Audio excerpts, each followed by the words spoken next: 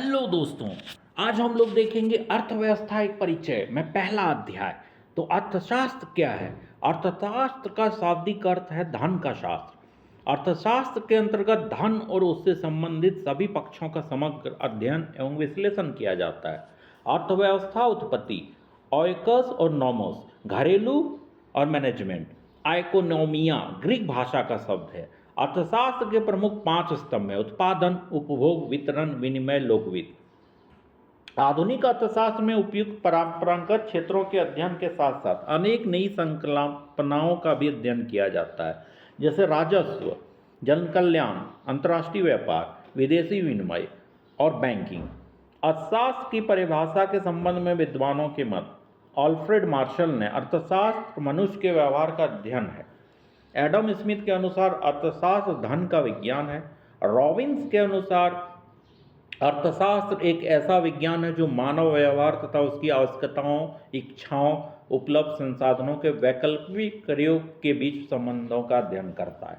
विद्वानों की परिभाषाओं के आधार पर यह कहना उचित होगा कि अर्थशास्त्र एक विज्ञान है जिसकी धुरी धन के चारों ओर घूमती है, जिसके माध्यम से आर्थिक विकास, जन कल्याण और दैनिक आवश्यकताओं की पूर्ति होती है। जैसे आप मार्केट जाते हैं तो वो भी एक अर्थशास्त्र है, खरीदते बेचते हैं तो वो भी एक अर्थशास्त्र है।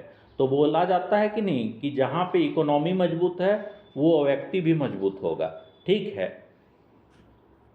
अंतर्राष्ट्रीय स्तर पर अर्थशास्त्र की परिभाषाएं।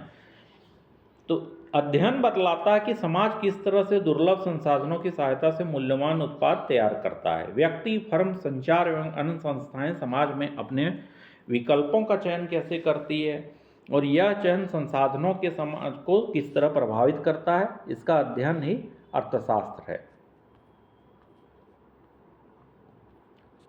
अब है एडम स्मिथ। 1723 से 1790 को अर्थशास्त्र का जनक, फादर ऑफ इकोनॉमिक्स कहा जाता है। उनकी पुस्तक an inquiry into the nature and cause of the wealth of nation वर्ष 1776 की शास्त्रीय अर्थशास्त्र मतलब क्लासिकल इकोनॉमी का उद्भव माना जाता है। अर्थशास्त्र को हम लोग अगर देखें तो विज्ञान के रूप में और कला के रूप में, विषय और क्रमबद्ध अध्ययन, पूर्व अनुमान पर आधारित, विभिन्न नियमों का पालन एवं प्रतिपादन, कार्य कारण प्रभाव के संबंधों की व्याख्या, दैनिक जीवन से संबंधित, व्यवहार्यता से संबंधित, कार्य कुशलता से लक्ष्य पूर्ति और दैनिक जीवन में कलात्मक संबंध। प्रोफेसर सैमुअलसन के अनुसार अर्थशास्त्र कला समूह में प्राचीनतम तथा विज्ञान समूह में नवीनतम एवं सभी सामाजिक विज्ञानों की रानी है। Economics is the oldest of the arts, the newest of the science and Indeed the queen of all the social sciences. साधारण भाषा में धन, अर्थ से संबंधित सभी मानवीय गतिविधियां अर्थशास्त्र के अध्ययन की विषय वस्तु है। इसी प्रकार सरकार या निजी कंपनी द्वारा की गई गतिविधि सामूहिक आर्थिक गतिविधि कहलाएगी। अर्थशास्त्र से संबंधित पुस्तकें। Principle of economics 1890 Alfred Marshall द्वारा लिखा गया। Nature and significance of economic sciences 1932 Robins के द्वारा लिखा गया। The theory of income, employment and interest J.M. Keynes द्वारा लिखा गया।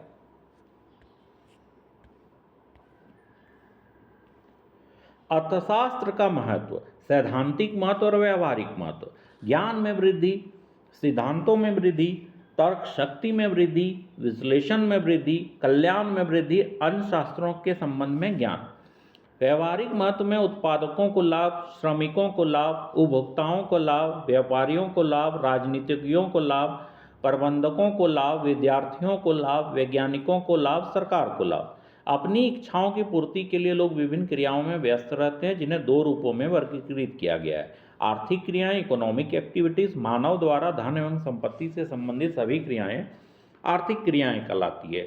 इनका मापन मौद्रिक मूल्य के माध्यम से किया जाता है, इसलिए ये क्रियाएं राष्ट्रीय आय में मूल्य वृद्धि करती है। उदाहरण, कोई व्यवसाय करना, नौकरी करना इत्यादि। अनार्थिक क्रियाएं, नॉन इकोनॉमिक एक्टिविटीज, मानव द्वारा सामाजिक, धार्मिक एवं भावनात्मक आवश्यकताओं की पूर्ति के उद्देश्य से किए गए सभी कार्य अनार्थिक क्रियाओं की श्रेणी में आते हैं। इन कार्यों से व्यक्ति के आत्मिक संतुष्टि, सेल्फ सेटिस्फैक्शन की उत्पत्ति होती है, ना कि धन अथवा संपत्ति की। उदाहरण जरूरतमंद की सहायता करना, रक्तदान करना इत्यादि। आर्थिक क्रियाएं इकोनॉमिक एक्टिविटीज। अर्थव्यवस्था वर्किंग सिस्टम ऑफ इकोनॉमी, उत्पादन, उपभोग, विनिमय, वितरण और लोक राजस्व। सबसे पहले देखते हैं प्रोडक्शन, उत्पादन। एक ऐसी आर्थिक क्रिया है जिसमें वस्तु की उपयोगिता या वस्तु के महत्व में वृद्धि की जाती है। उत्पादन में श्रम,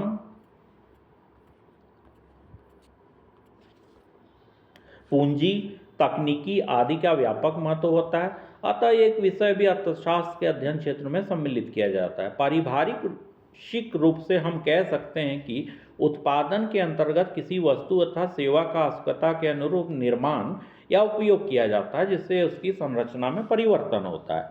आगत इनपुट को निर्गत आउटपुट में बदलना उत्पादन प्रोडक्शन है। उपभोग कंजप्शन, उत्पादन का उपयोग उपभोग कहलाता है। Use of production is called consumption. उपभोग वह अभी आर्थिक क्रिया है जो उत्पादन के उद्देश्यों की पूर्ति करती है। उपभोक्ताओं द्वारा उत्पादकों को मूल्य चुकाकर आवश्यक वस्तुओं को प्राप्त किया जाता है। विनिमय एक्सचेंज, विनिमय का समान अर्थ वस्तुओं के आदान प्रदान से होता है, परंतु आधुनिक अर्थशास्त्र में विनिमय वह आर्थिक क्रिया है जिसका संबंध वस्तुओं की खरीद तथा बिक्री से है। यह क्रिया धनराशि या मूल्य द्वारा दी जाती है, इसलिए इसे उत्पादन मूल्य भी कहा जाता है, जिसका अर्थ बाजार की अलग अलग परिस्थितियों के आधार पर उत्पाद का मूल्य निर्धारण करना, जैसे पूर्ण प्रतिस्पर्धा, अपूर्ण प्रतिस्पर्धा और एकाधिकार आदि। विनिमय के दो भागों में बांटा जा सकता है, वाणिज्यिक विनिमय और व्यापारिक विनिमय। वितरण, डिस्ट्रीब्यूशन, किसी कंपनी, संस्था या देश के द्वारा वस्तु या सेवा को नागरिक एवं उपभोक्ता तक पहुंचाने का तंत्र ही वितरण प्रणाली है। वितरण वह अध्ययन है जिसके द्वारा हमें यह ज्ञात होता है कि देश में जो उत्पादन किया जाता है उसका देश की राष्ट्रीय आय, नेशनल इनकम या सकल घरेलू उत्पाद जीडीपी का वितरण वेतन, मजदूरी तथा लाभ के रूप में कैसे किया जाए। वितरण वह आर्थिक क्रिया है जिसका संबंध उत्पादन के साधनों की कीमतों से है, जैसे जमीन, श्रमिक, पूंजी, उपक्रम आदि।